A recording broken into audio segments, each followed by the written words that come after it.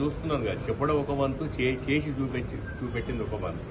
So మేము చేసింది చెప్తాం, వాళ్ళు చేయబోయేది చెప్తాం. ఎన్నాళ్ళు చేసినా వాళ్ళు ఏవైతే గ్యారెంటీలు ఇచ్చిందో ఒక 6 గ్యారెంటీల గురించి అందరూ మాట్లాడుతున్నారు, కానీ వాళ్ళు మొత్తం ఇచ్చిన గ్యారెంటీలు 412 గ్యారెంటీలు ఉన్నాయి. ఎన్ని అమలు చేస్తారు? మేము అమలు చేయని ఎన్ని అమలు చేసేబోయే ప్రయత్నంలో అన్ని కాలేదన్నదే 3-4 అంశాల మీద ఇంత డిస్కస్ చేస్తుంది. సో 412 హామీలు ఇచ్చిన కాంగ్రెస్ పార్టీ ఏం నెరవేరుస్తుందని అందరం చూద్దాం. తెలంగాణ రాష్ట్రాన్ని ఇక్కడ తీసుకొచ్చిన అంశాన్ని నిజంగా అప్రిషియేట్ చేస్తే బాగుండేది. ఏమి చేయలేదని చెప్పడం తప్పని ప్రజలందరూ చూస్తున్నారు, ప్రజలందరూ తెలుస్తుంది. చాలా మంది అదే అంటారు.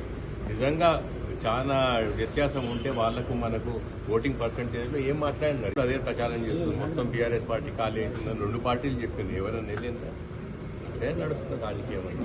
మాకు 1,09,000 మెజార్టీ వచ్చింది కాంగ్రెస్ పార్టీ పైన, బీజేపీ పైన 3,20,000 మెజార్టీ వచ్చింది. సో ఈ మెజార్టీని ఎట్లా ముందుకు తీసుకోపోవాలనే చూస్తాం కదా. ఆ లక్ష మెజార్టీ పెడతామా, ఎక్కువ పెట్టుకుంటామా, టార్గెట్ పెట్టుకో. ప్రతి కాన్స్టిట్యూన్సీలో ఎక్కడైతే ఎమ్మెల్యేలు ఓడిపోయారో ఇంకా ప్రత్యేకంగా దృష్టి పెట్టి ఒక్క ఓటాన్ని ఎక్కువ తెచ్చుకునే ప్రయత్నం చేస్తాం. ఎందుకంటే ఓడిపోయిన ఎమ్మెల్యేలకు ఉంటుంది, ప్రజలకు ఉంటుంది, ఓడించినామన్న బాధలు ఉంటుంది. కాబట్టి మాకు ఎప్పుడైనా సింపతి ఫ్యాక్టర్ మాకు ఎప్పుడైనా ఉంటుంది. అనకండి ఎందుకంటే ఇంతకుముందు చెప్పిన 1.85% డిఫరెన్స్ అది. సో ఎన్ని కాన్స్టిట్యూన్సీ మేము తక్కువ మెజార్టీతో ఓడిపోయామో మీ అందరికీ తెలుసు. వాళ్ళందరూ ప్రజలందరూ అప్పుడే మొదలు పెట్టారు, నేను తప్పు చేసాం కావచ్చు, నిజంగా ఇవన్నీ హామీలు నెరవేర్చాయా లేవా, తెలంగాణ రాష్ట్రం వచ్చినంత బీఆర్ఎస్ పార్టీ డిఫరెంట్గా మీరు అనుకున్నట్టు నెరవేర్చింది ఇప్పుడే మొదలెట్టుతున్నారు. కాబట్టి ప్రజలు 80.85% డిఫరెన్స్లో మేము ఓడిపోయాం.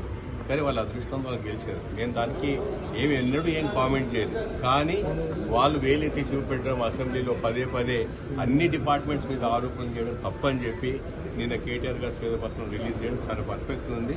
ప్రజలందరూ చూస్తున్నారు, ప్రజలందరూ ఆలోచిస్తారు. ఏం చేసినా మేము చేయబోతున్నాం అనేది వాళ్ళకి కూడా తెలుసు. ఇప్పుడు అసెంబ్లీ ఎలక్షన్స్లో లేకపోతే ఓడిపోవడం అన్నీ జరిగినాయి కదా. ఇప్పుడు పార్లమెంట్ ఎలక్షన్స్లో అవన్నీ పనిచేయవా? ఎలిమెంట్స్